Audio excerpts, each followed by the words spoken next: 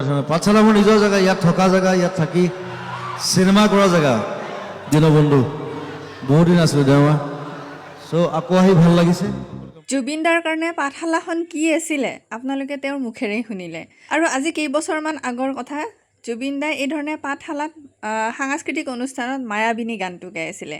ঠিক সেই সময়তে এই ধৰণে বৰষুণ দিছিলে আৰু এই গোটেই পৰিৱেশটোৱে কেৱল মাত্ৰ পাঠশালাবাসীৰ কাৰণে নহয়, সমগ্ৰ অসমৰ কাৰণে এক চিৰযুগমীয়া স্মৃতি হৈ ৰ'ব। কাৰণ কিয় জানেনে, জুবিন দাৰ প্ৰকৃতি বহুত বেছি ভাল পাইছিলে, সেইকাৰণে চাগে সেইদিনাখন প্ৰকৃতিও এই ধৰণে জুবিন দাৰ লগ দিছিলে। কাৰণ কিয় এনেকুৱা দৃশ্য সৃষ্টি কৰোঁ বুলি সৃষ্টি কৰিব নোৱাৰি, প্ৰকৃতিয়ে লগ দিব লাগিব, তেতিয়াহে।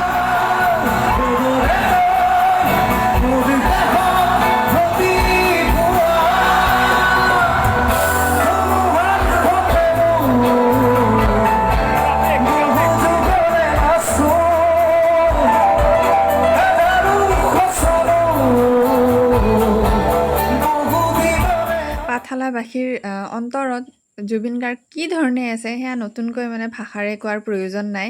এয়া দেখিছেনে পাঠশালাত বৰ্তমান কেনেকুৱা এক শোকাকুল পৰিস্থিতি হৈ আছে। চাৰিওফালে কিছু দূৰ 2 খোজ গৈয়ে তেওঁৰ ফটো সেই ধৰণে শ্ৰদ্ধাঞ্জলি জনোৱা হৈ আছে। সকলোৰে মুখবোৰ দুখ লগা, একদম শোকাকুল পৰিৱেশ।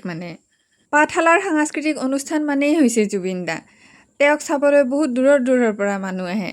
গতিকে এই যে এইবাৰ বিহু আহিছে বা কিবা তেনেকুৱা অনুষ্ঠান আহিছে, কিমান যে এটা দুখ লগা পৰিস্থিতি হৈছে বুজাই ক'বলৈ ভাষাই নাই মোৰ ওচৰত। অকালতে হেৰাই যোৱা আমাৰ অসমৰ সম্পদ গৰাকীৰ এই স্মৃতিসমূহ লৈয়ে আমি জীয়াই থাকিব লাগিব। আমিনো আৰু এতিয়া কৰিব কি পাৰোঁ? তেওঁৰ আত্মাৰ সদ্গতিৰ কাৰণে প্ৰাৰ্থনা কৰিব পাৰোঁ। আমি কৰিব পৰা একেবাৰে শেষত সেইখিনিয়ে আছে আৰু। এয়া আছিলে পাঠশালাৰ কিছু দৃশ্য, তেওঁৰ মৰমৰ পাঠশালাৰ দৃশ্য।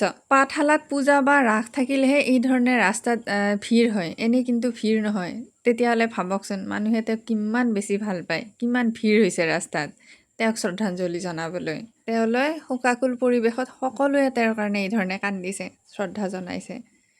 ওম শান্তি।